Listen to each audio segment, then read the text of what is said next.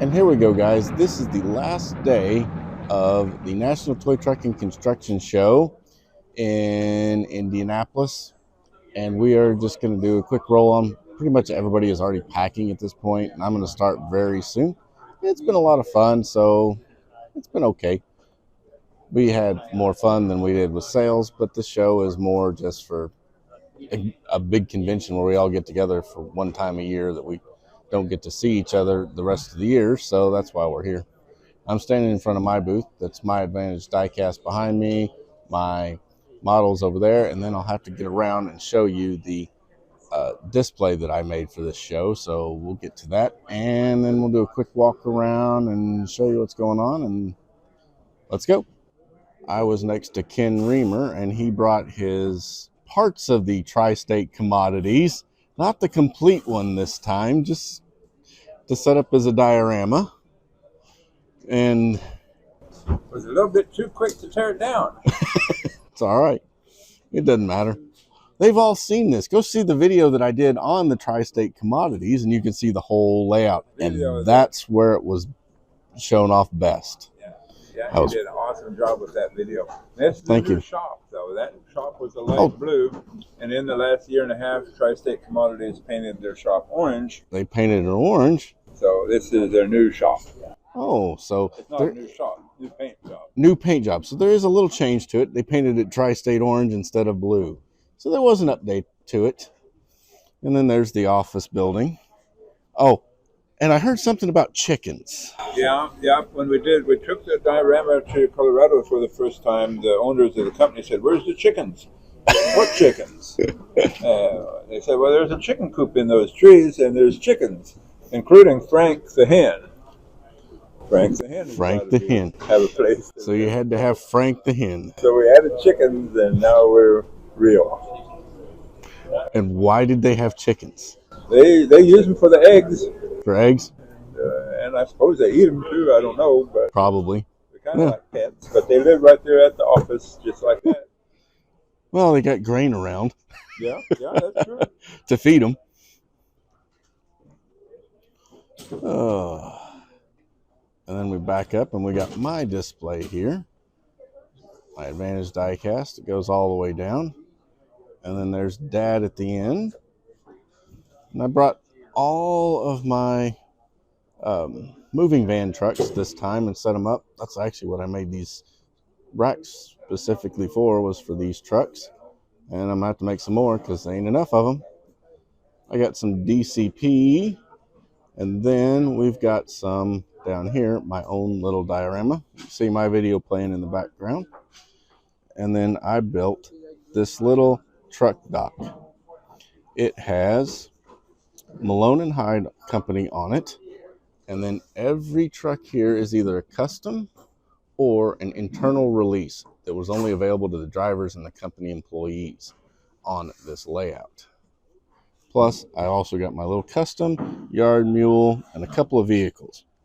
It's an old style dock where you see the guys had to back in off the street, which is not really an ideal, but at least it's far enough back that they don't have to jackknife the cabs on this one. And yes, this was display only. My friends from Arizona are here. I've already taken several things down and put them away. You can see people all over packing up and ready to go. But they brought a lot of old stamped steel. What is it, an old International? KB? Brunswick Toys. Brunswick Toys. Nice. He had some first gear, lots of old tin toys, and just a great collection of old stuff. Buddy L, a Titan. That's one of them old cast iron Titans. Some Nylon, Milwaukee tools, old Ertl.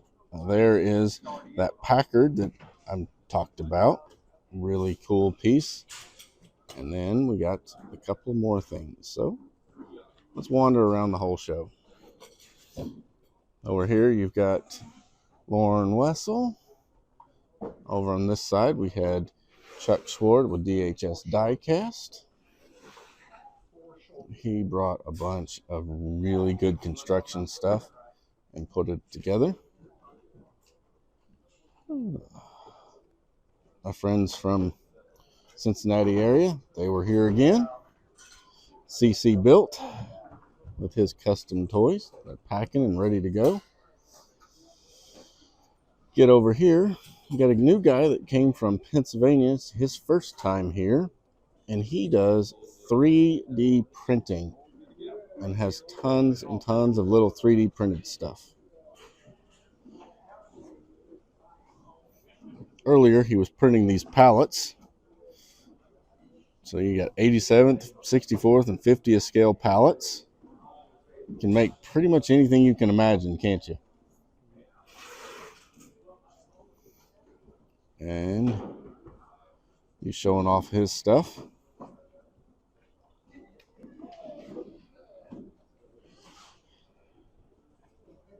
MavTech Innovations. And that's where you can find him. Let's move this a little bit. Get a clear shot of the QR code. You can find him and all of his products right there. Want to talk a little bit about it? Oh, yeah. Hey there, how you doing? Brett from MavTech Innovations and also Ridgeway Models. We're located in Western Pennsylvania, and then we offer 3 different types of services. We do CAD design work for custom or for mass production. We also offer 3D scanning services, which not a lot of people offer, but we do. And we also offer 3D printing services. So we have a mini farm that has filament printers and also resin printers. Oh, nice. And then everything that we design and make in-house, we sell through our retail channel, and that's called Ridgeway Models. That's our product line, and that's a lot of things that we do. We do 1/64th, 1/50th, 1/87th, custom scales, or anything in between. Basically, anything your imagination can come up with, right? You got it. Yeah. Thank you. Yeah, thank you. Yeah, here's one of our new products, our new electronic product, flickering flame burn barrel. That is cool. And that's in 1/64 scale. It should go in. You do some great work. A bulldog. Yeah, we 3D scanned a real one off an R model Mac, and then we scanned it. This is our scanner right here. We scanned it, and then we 3D printed it in multicolor. So there's no paint on it whatsoever. It's printed in each color. Yep. And the great thing about it, the scanner's so accurate, and our printers are so accurate, that if you can see the ridges and the bumps on there, that's not a defect in the print. That's actually the stone chips that were on the original. Buildup on it from it being from the 1980s. And this is the other cool thing about it. We printed it, and we're like, what's up with that little bubble down there on the inside? We're like, that's a defect in the print. Well, we grabbed the real one, and it was a cobweb that was shoved back into the corner of the real one. The scanner picked it up, and the printer printed it. Well, what it sees, it makes. Absolutely. And here is from the back wall of the Hall of Champions.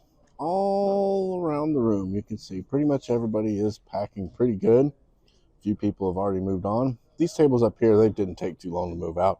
They were just for display, and they were showing off some Lego trucks and construction pieces that they had made. Pretty cool. You can see this giant Lee Bear over there, and they had some trucks over there too, so it was really cool. The guy had his dragline again. If you saw my other video, last one on this show, it was over there. He was up this way last time, but moved him over there. And then we've got this bucket. This was a coal machine for picking it out of, I think, barges. Really cool machine. Plus, he has this little Volvo end dump. It's really amazing where Lego, with what it started with to what it has become, is just plain crazy. This guy next to us, he had t-shirts and stuff, and then we got over here, over this way, and then we're getting back to my display. You see Sarah's there. She's already got a whole bunch of them pulled up and packed up. And that'll do it from the National Toy Truck and Construction Show 2025. It's wrapped up. We've had a whole lot of fun, and that's it. We'll see you on the next one. Bye, guys.